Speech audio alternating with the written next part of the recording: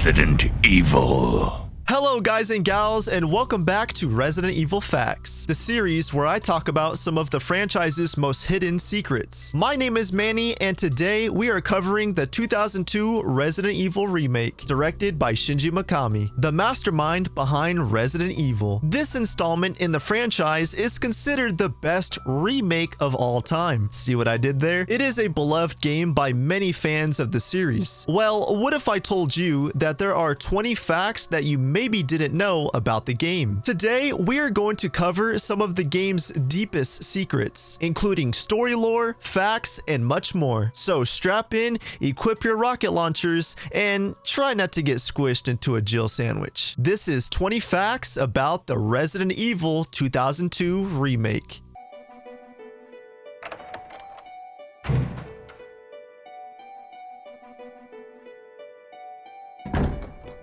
The devices in which you have to put the MO disc in to release the door to the prison cell are actually slightly modified GameCube consoles. The GameCube is easily one of Nintendo's best consoles. I used to own one when I was a kid. I remember playing games like Animal Crossing and Super Smash Bros. Melee.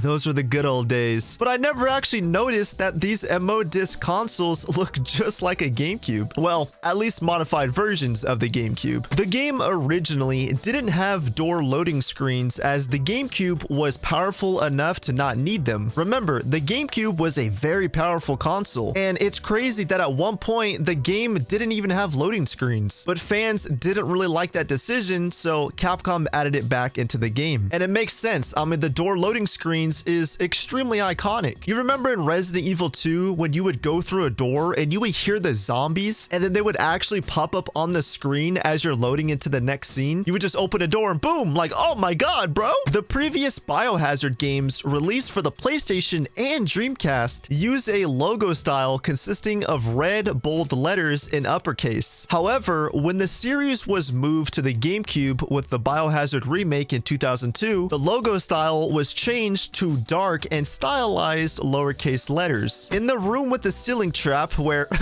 shall I say it, the Jill sandwich room, there's an uncolored umbrella logo in the center of the floor. I can't tell you how many times I've played the 2002 remake and I've never noticed this. Am I the only one? Come on guys, I can't be the only one. Give me a break now. In January 2015, Capcom released an HD version of the game under the name Resident Evil HD Remaster. And in case you didn't know, that's the 8th version of Resident Evil. This is interesting because people don't know that the 2002 version of the game was a remake, but the one that most of us play now on modern platforms is actually a remaster of the remake. So technically, this is like the only Resident Evil game that's a remake and a remaster, which I find quite interesting. It is never mentioned where exactly in the US Raccoon City is located, but in the novels based on the game written by S.D. Perry, apparently Raccoon City is located in Pennsylvania. This is the only Resident Evil game that lets the player use the M20-2A1 flash, which is the Flame Assault shoulder weapon, a 4-shot rocket launcher. But this weapon is only available for the final battle against the Tyrant, which is the T-000. I mean, come on guys, what did the Tyrant really do to us? Homie is just chilling and all of a sudden, oh shoot! Like, come on bro, like you just ruined his day. There is an ancient Greek text on both the wooden emblem and the gold emblem. The wooden emblem was the one in the dining hall, and the gold one is the one that you find in the piano room, where Jill Valentine is going ham on that piano. This text contains non-existing Greek words. In English, it translates to while there is life, there is hope. Basically what they're saying is as long as we keep living, eventually we'll get the Resident Evil 4 remake. Okay, look,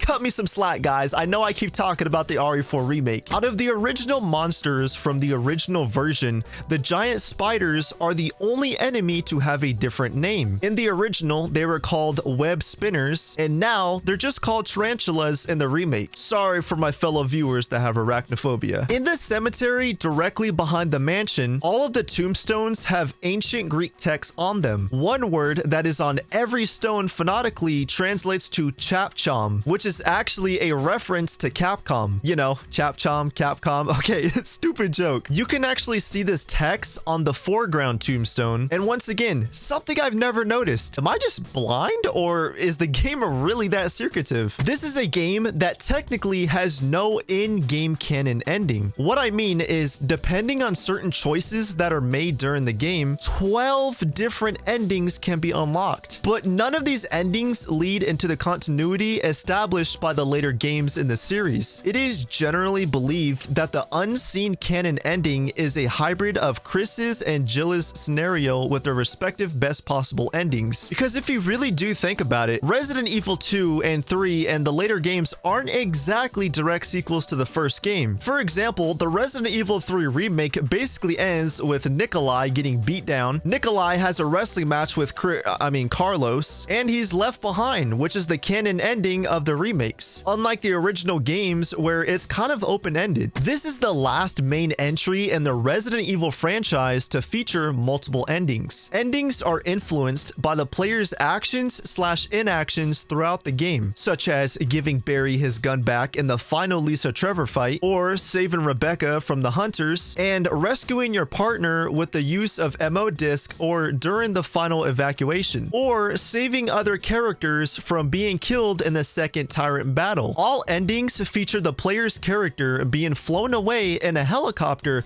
by Brad from the prologue, but differences include which other characters survive, whether the Tyrant appears for a second fight, and whether or not the Spencer Mansion explodes into a fiery inferno. Sayonara, Spencer Mansion. Hidden cutscene. There is a small room on the first floor of the mansion you can access from the main hall using the helmet key. Inside, you will find a zombie, some herbs, and a box containing the emblem key. If you kill this zombie, go back to the main hall and then come back to the room, a hunter will smash the door. Come on, man, somebody's got to pay for that. If you play as Jill Valentine, there are a couple of hidden cutscenes at the very beginning of the game. Immediately, go back to the main hall to trigger a cutscene with Wesker. Attempting to leave the dining room a second time will show Barry mocking Jill. Come on, Barry, that's not funny. Finally, after you talked with Barry in front of the fireplace, pass the door without opening it and the zombie will come into the dining room.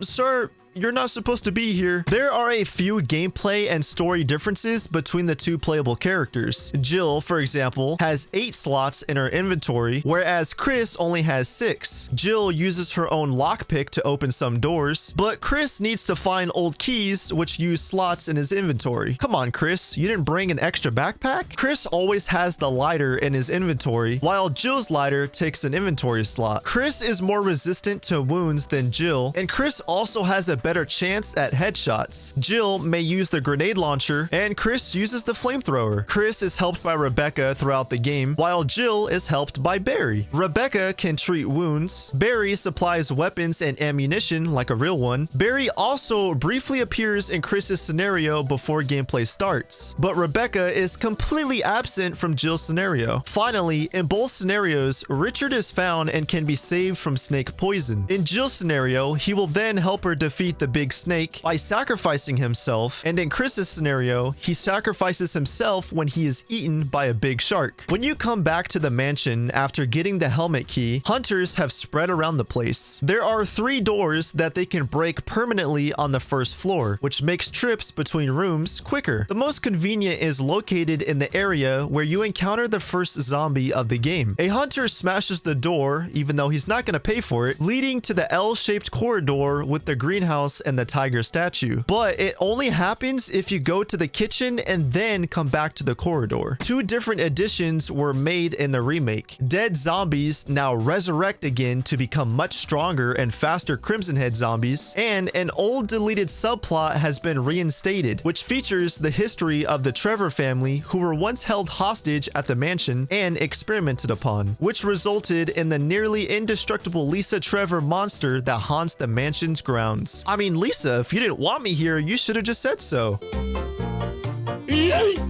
In Chris's scenario, saving Richard from being poisoned or not has significant influence on the rest of the game. If you retrieve the serum before he dies, he will immediately give you his radio. Rebecca will be with him in the drug room for a while where she can treat his wounds. If you are poisoned during the first fight with the big snake, Rebecca will get the serum for Chris as a playable character. Chris can collect Richard's assault shotgun in the Aqua Ring later, and finally, the Plant 42 boss fight will just feature Chris. If you fail to save Richard in time, Rebecca is not available in the drug room to treat any wounds. Chris will have to get the serum himself. Richard's assault rifle will not be available in the game, and you won't get Richard's radio until after the fight with Plant 42. The biggest change is that an additional cutscene and side quest are unlocked. At the start of the fight with Plant 42, it immediately grabs and immobilizes Chris. Rebecca will answer his calls for help, and Chris tells her to make a compound in the nearby lab that is toxic to the plant. Rebecca creates the compound and releases it next to the plant's roots, causing it to temporarily wither away and release Chris. Come on, man, save the plants. One can understand who the traitor is way before the final revelation by listening to the shot that kills Enrico. Wesker's gun model makes a unique sound when fired. Unlike any other STARS member's gun, it is hearable during the intro of the game when he shoots at the infected dogs, and you also hear the sound of his gun in the residence when he shoots at bees right before crossing paths with Chris or Jill. Come on, Wesker, you should have been smarter than that. The boss battle with the giant mutated snake and the tyrant are largely unchanged from the original, but the boss battle with the giant shark has been changed from a typical battle into a puzzle. The original boss fight was terrifying, but the one in the remake still does a great job. You have a time limit to do the puzzle, and my god, the first time I tried doing this puzzle, I was scared. Like, man, just imagine fighting a giant shark in real life. Capcom